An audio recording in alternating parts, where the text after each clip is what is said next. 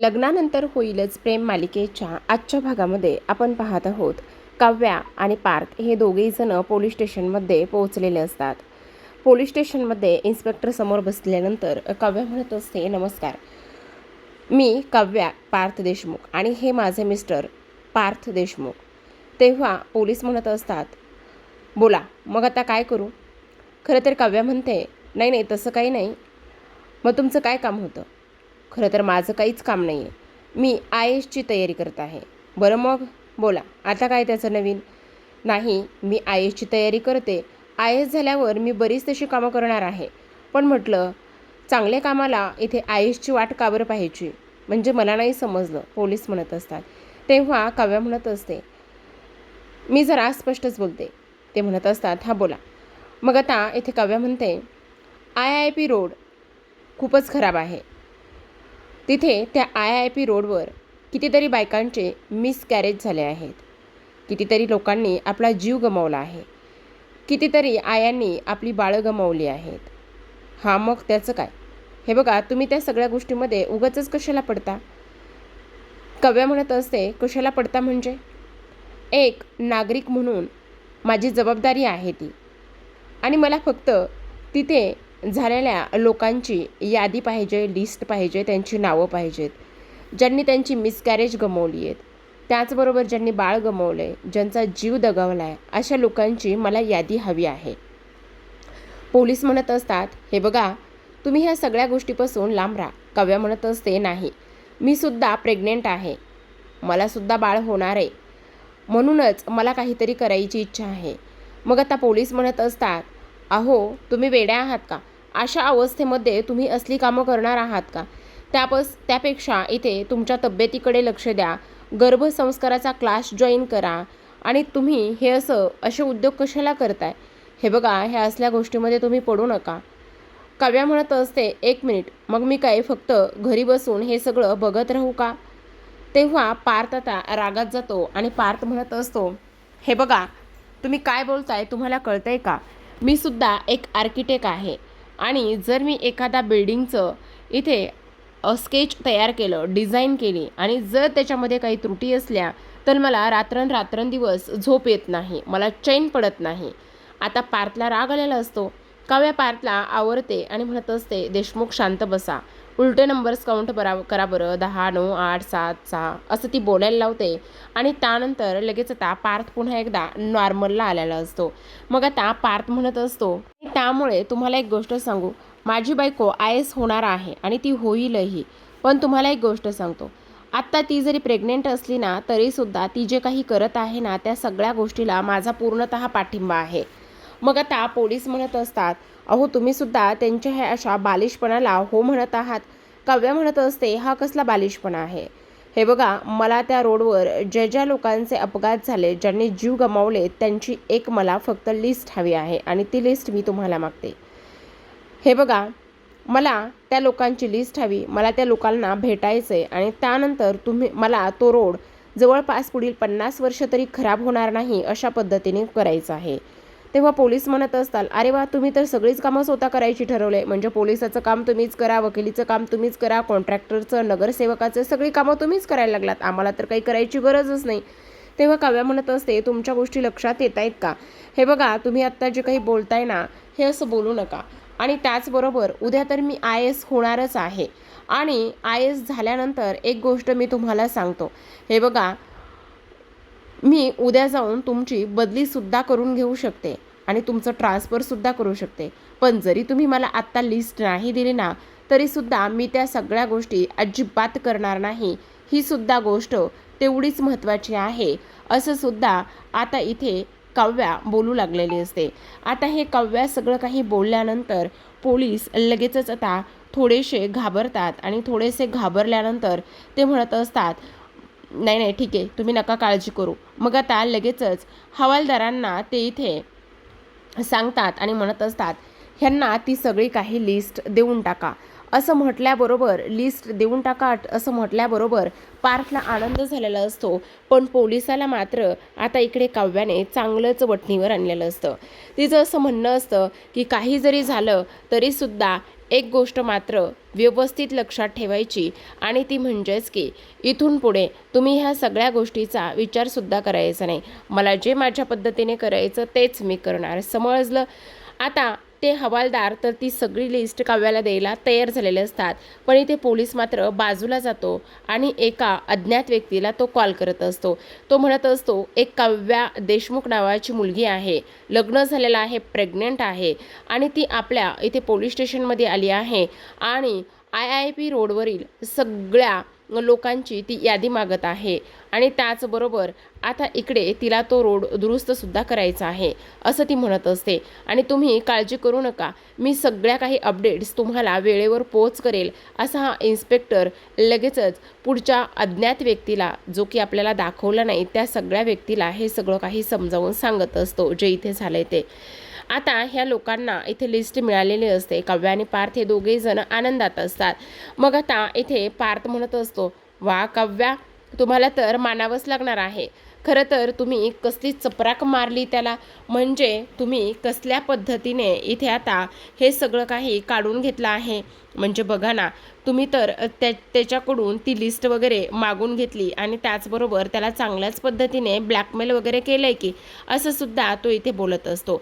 आता हे सगळं काही बोलून झाल्यानंतर आपण पाहतो पार्थ म्हणत असतो, मी काय म्हणतो, काव्या ऐका ना, तुम्ही एक काम करा, तुम्ही IAS झाल्याच्या नंतर ना ह्याचे ट्रान्सफरच करून टाका. तेव्हा काव्या म्हणत असते, काय चाललंय देशमुख, माझा नवरा आणि मला असे सल्ले देतोय, हे तर मला अजिबातच काहीही मान्य नाही आहे, असं इकडे आता ती बोलत असते. तेव्हा पार्थ म्हणत असतो, नाही नाही, मस्करी केली हो काव्या. मग आता काव्या म्हणत असते, बघितलं किती लोकांनी आपले सगळ्यांचे जीव गमावलेले आहेत आणि एवढे सगळे ह्या लोकांनी आपले जीव गमावलेले आहेत म्हटल्यावर बापरे, काय करायचं आणि काय नाही ह्या गोष्टी तर समजतच नाही आहेत. काव्या म्हणत असते, देशमुख ऐका ना, आता मी काय म्हणते, आपल्या हातामध्ये ही सगळी काही लिस्ट आलेली आहे ना, तर मग ही सगळी लिस्ट आल्यानंतर आपण लगेचच त्या लोकांना जाऊन भेटायचं का? म्हणजे कमीत कमी आज 3-4 लोकांना तरी भेटणं होईल, त्यांच्याशी बोलणं होईल, त्याचबरोबर त्यांचं मत काय आहे ह्या सगळ्या गोष्टी जाणून घेता येतील ना, असं काव्याचं म्हणणं असतं. मग आता पार्थ म्हणत असतो, ठीक आहे जाऊयात ना. मग आता जाऊयात म्हटल्याबरोबर इथे काव्याला थोडीशी चक्कर आल्यासारखी होते. तेव्हा पार्थ म्हणत असतो, नाही काव्या, आपण आता कुठेही जाणार नाही आहोत, आपण ताबडतोब घरी जाणार आहोत. तुमच्या पोटामध्ये आपलं बाळ आहे आणि त्या बाळाची सुद्धा तेवढीच काळजी मला घ्यायची आहे, त्यामुळे आता आपल्याला कुठेही जायचं नाही, मी तुमचं काहीही ऐकणार नाही, ताबडतोब आपण घरी जाणार आहोत, येते का लक्षात तुमच्या, असं सुद्धा आता इकडे तो बोलत असतो. तेव्हा काव्या म्हणत असते, काय करताय देशमुख तुम्ही, हे बघा मी अगदी ओके आहे, मला काहीही झालेलं नाही, मी बरी आहे, असं इकडे आता ती बोलत असते. तेव्हा पार्थ म्हणत असतो, नाही काव्या, मी तुम्हाला सांगतोय ना की आपल्याला नाही जायचंय, हे बघा मला तुमची आणि त्याचबरोबर तुमच्या पोटात असलेल्या आपल्या बाळाची पूर्ण काळजी आहे, त्यामुळे आपण कुठेही जाणार नाही आहोत. पण काव्या मात्र त्याचं काहीही ऐकत नाही आणि त्यामुळे आता इकडे ती म्हणत असते, नाही मी तुमचं काहीही ऐकणार नाही, काही जरी झालं ना तरी सुद्धा आत्ताच्या आत्ता आपल्याला तिकडे जायचंच आहे. मग आता शेवटी काव्याच्या न ऐकल्यामुळे पार्थ आता तिचं म्हणणं ऐकायला तयार झालेला असतो.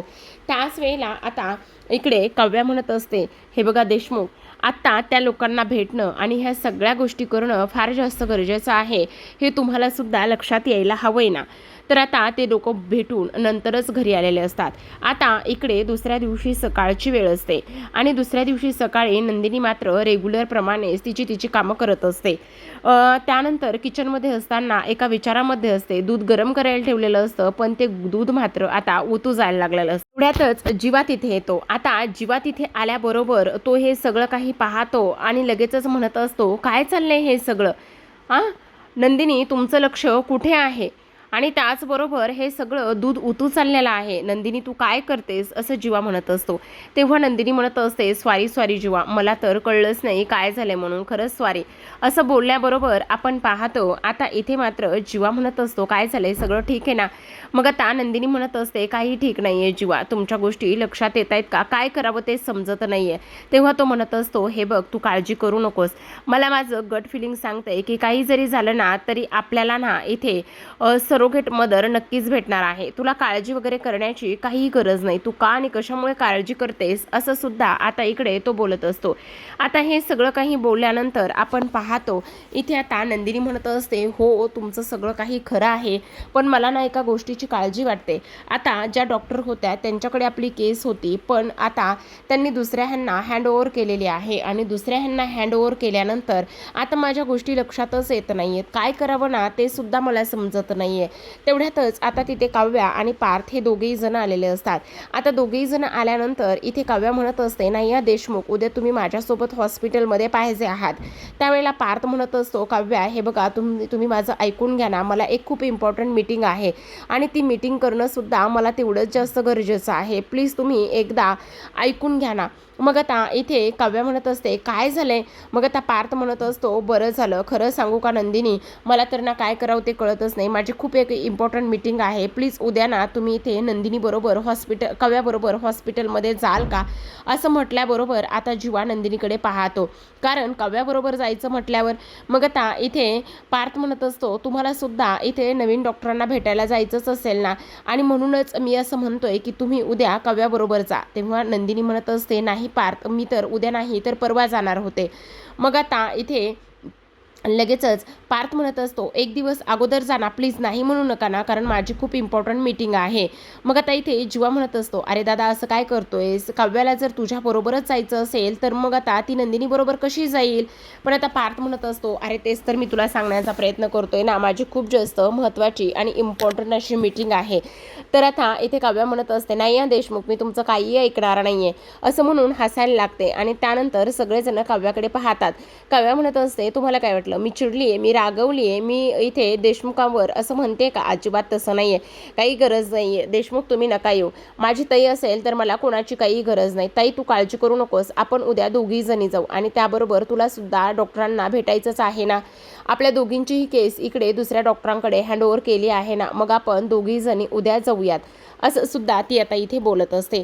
आता हे सगळं काही बोलून झाल्यानंतर आपण पाहतो इथे आता काव्या आणि पार्थ हे दोघेही जण निघून जातात. मग आता इथे जीवा म्हणत असतो, ऐक ना नंदिनी, हे बघ टेन्शन वगैरे घेऊ नकोस, तू एक काम कर, उद्या ना तू जरी डॉक्टरांकडे नाही गेलीस ना तर तू एक काम कर, तू ना आईला सांग, आई काव्याबरोबर नक्कीच जाईल, तुला काळजी वगैरे करण्याची काहीच गरज नाही आहे. मग आता नंदिनी म्हणत असते, पण मला नाही वाटत की हे सगळं व्यवस्थित होईल म्हणून, मला तर आता जीवा फार टेन्शन आलेलं आहे. म्हणजे आता जर उद्या काव्यासोबत आई जरी नाही गेल्या आणि मलाच जावं लागलं तर काय करायचं तेच मला काही कळत नाही. तेव्हा जीवा म्हणत असतो, तू नको काळजी करू, तुला सांगू का, जर तिथे गेल्यावर आपले सरोगेट मदरचं सुद्धा यशस्वी झालं तर, किंवा तिथे जाण्याने आपल्याला सरोगेट मदरसुद्धा भेटणार असेल तर तू कशाला उगाचच काळजी करतेस, असं आता इथे जीवा नंदिनीला सांगत असतो. आणि तेव्हा नंदिनी मात्र खूपच जास्त इमोशनल झालेली असते. आता नंदिनी एवढी इमोशनल झाल्यानंतर इथे जीवा तिला समजावण्याचं काम करत असतो आणि समजावण्याचं काम केल्यानंतर आपण पाहतो आता इकडे दुसऱ्या दिवशी सकाळची वेळ झालेली असते. दुसऱ्या दिवशी सकाळी सकाळी मात्र आता इकडे नंदिनी आणि त्याचसोबत काव्या ह्या दोघीही जणी आता डॉक्टरांकडे जाऊन पोहोचलेल्या असतात. आता ज्या रेग्युलरचा त्यांचा डॉक्टर असतात त्या म्हणत असतात, तुम्ही काळजी करू नका, तुमची केस आणि ते सगळं मी इथे त्या नवीन डॉक्टरांकडे हँडओव्हर केलेलं आहे, त्यांना सगळ्या गोष्टी मी तुम्हा दोघींच्या सुद्धा समजवलेल्या आहेत, असं आता इथे ते बोलत असतात. त्याच वेळेला नंदिनी म्हणत असते, हो अगदी बरोबर आहे तुमचं, तुम्ही अजिबात काळजी करू नका. मग आता इथे काव्या आणि सोबतच नंदिनी ह्या दोघी जणी बसतात आणि ज्या रेग्युलर डॉक्टर असतात त्या तिथून निघून जातात. तेव्हा काव्या म्हणत असते, ताई नको काळजी करू, सगळं काही व्यवस्थित होणार आहे आणि तुला एवढी काळजी वगैरे करण्याची काहीही गरज नाही, असं सुद्धा आता इथे ती बोलत असते. नंदिनी म्हणत असते, ते सगळं ठीक आहे ग काव्या, पण टेन्शन तर येणारच ना, म्हणजे नवीन डॉक्टर कशा आहेत काय आहेत. आणि तेव्हा ती म्हणत असते, अगं ताई सगळ्या आता मला सांग, आपल्या आईचं जे काही 3 डिलेवऱ्या केल्या त्या इथे मेल डॉक्टरनीच केल्यात ना, मग तुला एवढी काळजी करण्याची काय गरज आहे. आता बघ ह्या ज्या डॉक्टर होत्या त्या तरी काय आपल्या ओळखीच्या होत्या का?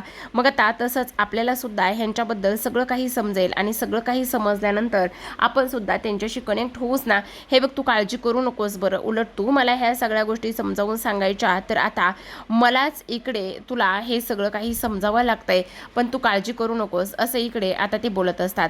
मग आता एक नर्स येतात आणि नर्स आल्यानंतर सांगत असतात की नंदिनी देशमुख तुम्हाला आणि काव्या देशमुख तुम्हा दोघींना सुद्धा इथे डॉक्टरांनी आतमध्ये बोलावलेलं आहे, असं म्हटल्याबरोबर आता त्या दोघी जणी आतमध्ये जातात. आता त्या दोघी जणी आतमध्ये गेल्याबरोबर इथे आता काव्या आणि त्याचबरोबर नंदिनी म्हणत असतात, एक्सक्यूज मी डॉक्टर. आणि तेव्हा डॉक्टर म्हणत असतात, हो तुम्ही नंदिनी देशमुख आणि काव्या देशमुख तुम्ही आहात का, असं बोलल्याबरोबर आपण पाहतो की आता इथे लगेचच तो जेंट्सचा आवाज असतो आणि तेव्हा कोण नंदिनी देशमुख आहे आणि कोण काव्या देशमुख आहे असं विचारण्यात येतं. असं विचारल्याबरोबर आता लगेचच इकडे काव्या म्हणत असते, तुम्ही जर आमच्याकडे टर्न होऊन पाहिलं, तुम्ही जर आमच्याकडे वळून पाहिलं तर समजणार ना तुम्हाला की कोण नंदिनी आहे आणि कोण काव्या आहे म्हणून. बोलल्याबरोबर आता समोर बसलेली डॉक्टर ही टर्न होते आणि टर्न झाल्यानंतर समोर पाहते तर काय, काव्या आणि नंदिनी चकितच होतात. त्यांना खूप मोठा आश्चर्याचा धक्का बसतो आणि त्यावेळेला आता इकडे समोर असते ती म्हणजेच की आर्या. तर असं नाव सांगण्यात आलेलं असतं की आर्यन सावंत. मग आता काव्या म्हणत असते, आर्या आर्या तू तू म्हणजे आर्या सावंत, मोहिते सावंत, असं काहीच आर्या इथे काव्याचं झालेलं असतं. मग आता लगेचच आर्या ह्या दोघी जणींना घट्ट मिठी मारत असते. दोघींनाही फार आनंद इथे झालेला असतो आणि त्याहूनही सगळ्यात महत्त्वाची गोष्ट म्हणजे इथे नंदिनी म्हणत असते, काय गे तुझी अजूनही आमच्यासोबत प्रँक करण्याची सवय मात्र गेली नाही. आणि काय आम्हाला बाहेर तू काय नाव सांगितलंस की आर्यन सावंत, वा वा वा वा, काय बोलायचं आणि काय नाही ह्या गोष्टी तर अजिबातच समजत नाही आहेत, असं म्हटल्याबरोबर आता इथे ती म्हणत असते, हो कारण एक गोष्ट सांगू का, खरं तर तुमच्यासोबत प्रँक हा करायचाच होता, पण म्हटलं चला जरा हटके स्टाईलनं करावा आणि आपण कोण आहोत, मोहिते आहोत ना, मग प्रँक तर केलाच पाहिजे. असं बोलल्याबरोबर आता ह्या दोघींच्या फार जास्त गप्पा इथे रंगलेल्या असतात. एवढ्या गप्पा रंगतात की काही विचारूच नका. आणि त्यानंतर जुन्या बालपणीच्या ह्या बहिणी आता बहिणी असल्यामुळे हे सगळं काही त्यांच्यामध्ये चालणारच. आता इकडे ह्यांच्या जुन्या आठवणी आणि ते सगळं काही इथे सुरू व्हायला चालू झालेलं असतं. आणि त्याचबरोबर आता इकडे ही म्हणत असते, खरं तर मला जेव्हा इथे कळलं ना की माझी कोणासोबत इथे माझ्याकडे कोणते पेशंट आहेत, काय आहेत, नंदिनी देशमुख आणि त्याचबरोबर काव्या देशमुख, आणि त्याच वेळेला मी इथे ठरवलं होतं की काही जरी झालं ना तरीसुद्धा एक गोष्ट मात्र इथे महत्त्वाची आहे आणि ती म्हणजे की इथे आता ह्या दोघींची केस तर माझ्याकडे आलीच पाहिजे आणि ह्या दोघींची केस माझ्याकडे आल्यानंतर आता सगळं माझ्या म्हणण्यासारखंच होणार आहे, असं सुद्धा आता इथे ती बोलत असते. मग आता नंदिनी म्हणत असते, बाप रे बाप, आपण किती काय काय मजा मस्ती हे सगळं काही करायचो ना, ते सगळं काही आठवल्यानंतर मला तर फारच आनंद झालाय. खरं तर एवढा आनंद झालाय म्हणून काही विचारूच नको, असं सुद्धा आता इकडे ती बोलत असते. मग आता नंदिनी म्हणत असते, हो आनंद तर व्हायलाच पाहिजे ना, कारण त्याचं काय आहे ना, काही जरी झालं ना तरी आपण कोण आहोत आणि त्याहूनही सगळ्यात महत्त्वाची गोष्ट म्हणजे की आता इथे हे जे काही तुमच्या केस माझ्याकडे आलेल्या आहेत ना, त्यामुळे म्हटलं चला आता आपल्या दोघी बहिणी एकदमच प्रेग्नेंट आहेत आणि दोघी बहिणी एकदमच प्रेग्नेंट असल्या कारणाने मला आनंद तर हा होणारच की नाही, असं सुद्धा आता इकडे ती लोक बोलत असतात. आता हे सगळं काही बोलणं आणि ह्या सगळ्या गोष्टी सुरू असताना आपण पाहतो इथे आता लगेचच काव्या म्हणत असते, वा वा, पण काही म्हणा तू मात्र अजिबातच अजून सुद्धा बदलली नाहीयेस. ह्या सगळ्या गोष्टी आणि हे सगळं काही पाहिल्यानंतर मला तर फारच जास्त आनंद सुद्धा झाला आहे, असं सुद्धा ती बोलत असते. आता ह्या चौघींचा सुद्धा एवढा गोंधळ आणि एवढं सगळं काही पाहिल्यानंतर सिस्टर येतात आणि म्हणत असतात, काय झालं मॅडम. तेव्हा आर्या म्हणत असते, नाही नाही काही नाही झालेलं, बाळाने ना पोटामध्ये किक मारली, बस एवढंच झालं आहे, याच्या पलीकडे काहीही नाही, असं सुद्धा आता इकडे ती बोलू लागते. आता हे सगळं काही बोलल्यानंतर आपण पाहतो इकडे आता लगेचच काव्या म्हणत असते, ए बाई मला ना फक्त आत्ता 4था महिना सुरू झालाय, कालच माझी चोरुटी भरून झाली आहे आणि तुला एक गोष्ट सांगू का, मग बाळाने किक वगैरे असलं काहीही मारलेलं नाही, असं सुद्धा आता इथे काव्या म्हणत असते. आणि नंदिनी मला सांग तुला कोणता महिना सुरू आहे. मग नंदिनी म्हणत असते, मला तर इथे आता 2रा महिना सुरू आहे, असं म्हटल्याबरोबर आता लगेचच इथे काव्या म्हणत असते, अगं नंदिनी ताई असं काय करतेस, तुला दुसरा महिना सुरू नाही आहे, तर तुला तर ना इथे तिसरा महिना सुरू आहे ना, असं सुद्धा ती इथे बोलत असते. आता हे सगळं काही बोलून झाल्यानंतर इथे नंदिनी म्हणत असते, हो अगदी बरोबर आहे. असं बोलल्याबरोबर आता आर्या म्हणत असते, तुम्हाला काळजी वगैरे करण्याची अजिबातच गरज नाही, सगळं काही व्यवस्थित होणार आहे आणि मी असताना काळजी करण्याची गरज नाही. आता माझ्या बहिणींचीच दोघींची सुद्धा केस माझ्याकडे आली आहे म्हटल्यावर आता मीच त्यांना सगळं काही व्यवस्थित करणार आहे, असं सुद्धा आता इकडे ती बोलत असते. आता हे सगळं काही बोलून झाल्यानंतर आपण पाहतो इथे आता आर्या खूप जास्त हसत असते आणि आर्या हसत असताना इकडे मात्र नंदिनीला थोडंसं टेन्शन आलेलं असतं. नंदिनी विचार करू लागलेली असते, हे सगळं काही ठीक आहे, पण आता ह्या सगळ्या गोष्टी अशा पद्धतीने होत आहेत ना, त्यामुळे मात्र मला काय करावं काय नाही हे समजतच नाही. तर आता प्रेक्षकांनो, आजच्या भागामध्ये एवढंच. उद्याचा भाग फार इंटरेस्टिंग असतो. उद्याच्या भागामध्ये आर्याने काव्याला आता चेक केलेलं असतं आणि काव्याला चेक केल्यानंतर इथे आता नंदिनी म्हणत असते, सगळं काही ठीक आहे ना, काही प्रॉब्लेम तर नाही ना. त्यावर आर्या म्हणत असते, खरं तर प्रत्येकाच्या लाईफमध्ये प्रॉब्लेम हे असतातच, पण कोणी कशा पद्धतीने फेस करावं काय करावं हे ज्याच्या त्याच्यावर डिपेंड असतं. असं म्हणून आर्या नंदिनीच्या पोटावर हात ठेवत असते आणि त्यावेळेला आता नंदिनीला धक्का बसतो की ही माझ्या पोटावर अशा पद्धतीने हात का बरं ठेवत असेल म्हणून.